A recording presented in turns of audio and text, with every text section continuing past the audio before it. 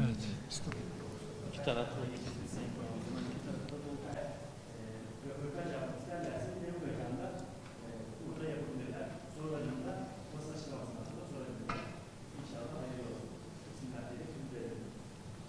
Hepinizin malum olduğu üzere Gazze'de yaşanan işgal ve soykırımın 2. senesini doldururken ortaya çıkan insanlık krizi her geçen gün daha derinleşerek yeni boyutlar kazanmaktadır. Soykırımcı İsrail hiçbir uluslararası hukuk prensibini dinlememekte, kadın, bebek, yaşlı demeden katliamlarına devam etmekte ve en temel insan haklarını açıkça ihlal etmekten çekinmemektedir. Bu haliyle Gazze'de yaşanan soykırım 21. yüzyılda bütün insanlığın canlı olarak izlediği bir drama dönüşmüştür.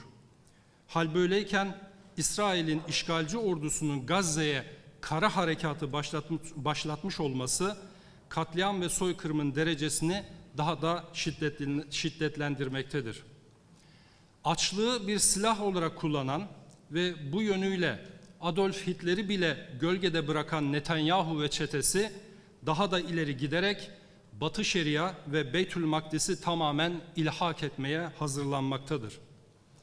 Şu açıkça bilinmelidir ki özelde Gazze'nin ve Batı Şeria'nın, genelde ise tüm Filistin'in işgali ve ilhakı asla kabul edilemez.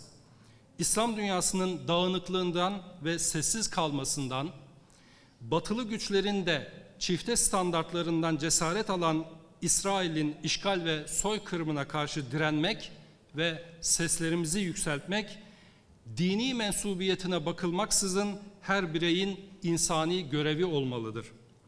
Bu kapsamda siyasetçisinden iş adamlarına, akademisyenlerden sokaktaki vatandaşa kadar herkese ciddi sorumluluklar düştüğünü görmekteyiz, düşünmekteyiz.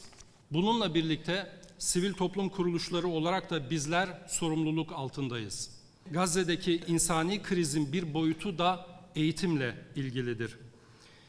İşgalci İsrail ordusu kasten eğitim kurumlarını, üniversiteleri hedef almış ve binlerce öğrenci, akademisyen, hatta rektörün şehit olmasına neden olmuştur.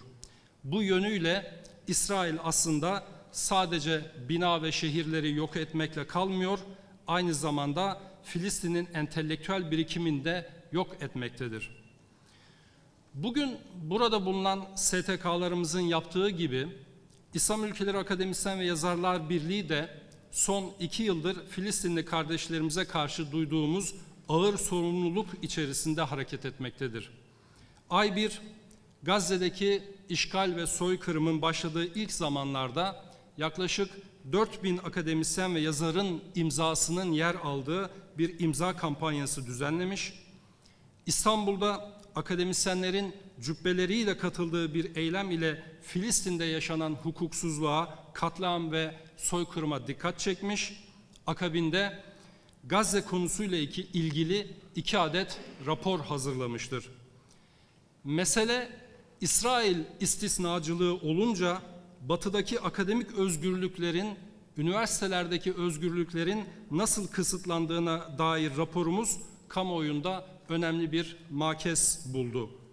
Ayrıca dünyada ve Türkiye'de kültür sanat camiasının Gazze konusundaki tutumunu ele alan raporumuzu da kamuoyuyla daha önce paylaştık.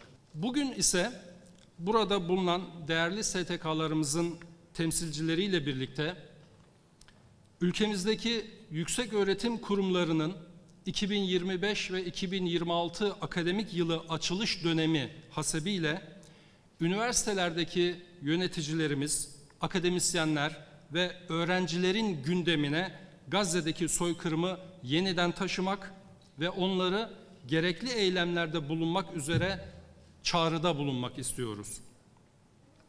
Bizler öncelikle Türkiye'nin entelektüel birikimini yansıtan akademisyen, düşünür ve yazarlarımızın Gazze'de yaşanan soykırıma ilişkin daha somut adımlar atmasını talep ediyoruz. Ülkemizdeki üniversitelerin büyük kısmı Eylül ayının 3. haftası ile Ekim ayının 2. haftası aralığında açılış törenleri ve açılış dersleri yapacaktır. Bu kapsamda üniversitelerimizin yapacakları açılış programlarında icra edecekleri açılış derslerinin ilk ders Filistin temasıyla Filistin Gazze üzerine yapılması için üniversite yöneticilerimize ve rektör hocalarımıza açık çağrıda bulunuyoruz. Üniversitelerimiz Filistin konusunda akademik objektiflik açmazından kurtulmalı, tarihin doğru yerinde durmalı ve Filistinli kardeşlerimizin haklı davasını en yüksek sesle savunmalıdır. Bu noktada örneklik teşkil eden üniversite yönetimleri olmakla beraber hala İsrail ile ilişkilerini sürdürmeye devam eden yüksek öğretim kurumlarımızda maalesef bulunmaktadır. Hala Gazze'deki soykırımı telin etmeyen, lanetlemeyen üniversite yönetimleri bulunmaktadır. Türkiye'de yaşayan ama Gazze'de yaşananlar hakkında sessiz kalan İsrailli sanatçıların haklarını savunan üniversite yöneticileri maalesef bulunmakta ve bunları milletimiz unutmayacaktır. Türkiye'deki üniversitelerin İsrail yükseköğretim kurumlarıyla öğrenci ve akademisyen değişim programları başta olmak üzere her türlü işbirliğini derhal sonlandırmalarını istiyoruz. Türkiye'de gerçekleştirilen bazı akademik toplantı, kongre, sempozyum gibi toplantılarda soykırıma destek veren İsrailli akademisyenler hala davet edilebilmektedir. Gazze'deki soykırım karşısında sessiz kalan ya da soykırımı açıktan destekleyen İsrailli veya batılı akademisyenlerle işbirlikleri derhal sonlandırılmalıdır. Soykırımı destekleyen akademik kurumlar yalnızlaştırılmalıdır. YÖK'ün bu kapsamdaki denetleyici rolünü daha aktif bir şekilde kullanmasını istiyor ve talep ediyoruz.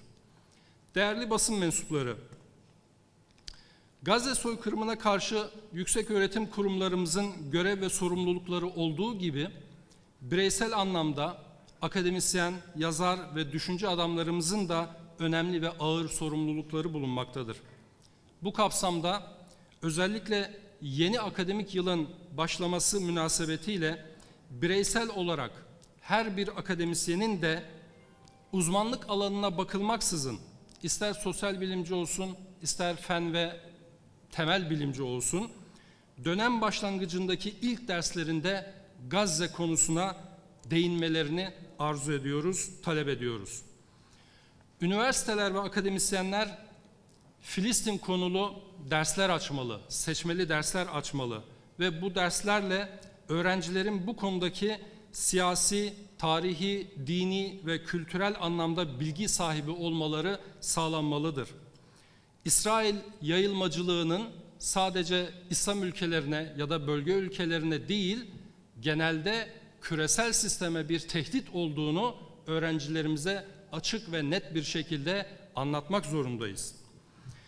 Buna ilaveten tarihte eşi benzeri görülmemiş bir şekilde tüm dünyanın gözleri önünde gerçekleştirilen Gazze soykırımı artık sosyal bilimler alanındaki ders müfredatlarına mutlaka eklenmelidir. Bu alanda yani Filistin ve Kudüs çalışmaları alanında açılan yüksek lisans ve doktora programları teşvik edilmeli. Böylece işgal ve soykırıma karşı epistemik aksa tufanı desteklenmelidir. Üniversite yönetimleri ve akademisyenlerce uygulanacak akademik boykot, ekonomik boykotla paralel yürütülmelidir. Artık üniversite kampüslerinde boykot ürünleri ve markalarını görmek istemiyoruz. Ama maalesef birçok kampüste o malum markaların işletmelerinin olduğu da bilinmekte. Bunlara bir son verilmesi için tekraren çağrıda bulunuyoruz. Bu konuda üniversite yönetimlerinden kamu vicdanını rahatlatacak daha somut adımlar beklemekteyiz. Akademisyenlerimiz Filistin topraklarında yaşanan bu katliamı her yönüyle akademik çalışmalarına konu edinmeli. Bu konularda yapacakları yayınları özellikle İngilizce ve benzeri yabancı dillerde yapmak suretiyle küresel anlamda vicdanlara seslenmelidirler. Bu alanda yapılacak nitelikli yayınlar ve akademisyenler teşvik edilmeli, bu yayınlar ödüllendirilmelidir. Son olarak Filistinli akademisyenlere yönelik burs fonları oluşturulmalı. Gerek Gazze gerekse Batı Şeria'da akademisyen olan Filistinlilerin insani kriz sonlanıncaya kadar Türkiye'deki üniversitelerde çalışmaları sağlanmalıdır. Türkiye, küresel anlamda yüksek öğretim ve akademi dünyasındaki Siyonist yapılarla olan ilişkisini de bir an evvel gözden geçirmeli ve sonlandırmalıdır. Alternatif yapılar kurmalıdır. Örneğin bugün ülkemizde akademisyenlerin atama ve yükseltmelerinde kullanılan Scopus indeks sistemi adını Yahudi kolektif hafızasında önemli bir yeri bulunan ve bugün İbrani Üniversitesi'nin kampüsünün de bulunduğu Kudüs'teki bir tepeden almaktadır. Akademiyadaki birçok derginin de Siyonist yapılarla bağlantılı olduğu bilinmektedir. Hal böyleyken Türk ve Müslüman akademisyenleri bu mecralarda, bu dergilerde yayın yapmaya zorlamak, yayın yapmazlarsa terfi ve kadro vermemek tam bir çelişkidir. Tamamen ticari bir yapılanması olan Scopus indeks sistemi yerine artık Türk İslam dünyası kendi indeks ölçütlerini bir an evvel oluşturmalıdır. Bu yönde YÖK, TÜBİTAK ve TÜBA gibi kuruluşlarımızın öncü rol oynayabileceğini de düşünüyoruz. Bugün burada yaptığımız çağrılarımızın bir kısmı da üniversitelerimizdeki öğrencilerimize yöneliktir. Öğrencilerimiz ve onların kulüpleri aracılığıyla üniversite kampüslerimiz Filistin davasını her daim gündemlerinde tutmalı, sivil ve barışçıl eylemlerle zalime karşı mazlumun yanında yer almalıdır. Bu bağlamda üniversitelerimizde akademik yılın ilk ders gününde bir yandan açılış dersleri Filistin üzerine yapılırken diğer yandan da öğrenci kulüplerimiz Sumut filosunun sembolü olan mavi bileklikler dağıtarak Akdeniz'de Gazze'ye doğru yol olan bu filoya olan desteğimizi belirtmeliyiz, göstermeliyiz. Umuyoruz ki bugün burada bulunan sivil toplum kuruluşlarımızın ve onların temsilcileriyle beraber yaptığımız bu çağrılarımız siz değerli basın mensuplarımızın katkılarıyla kamuoyunda ve akademi dünyasında hak ettiği yankıyı bulacaktır. Umuyor ki bu gayret ve çabalarımız Gazze'nin ve Filistin'in kurtuluşuna vesile olur.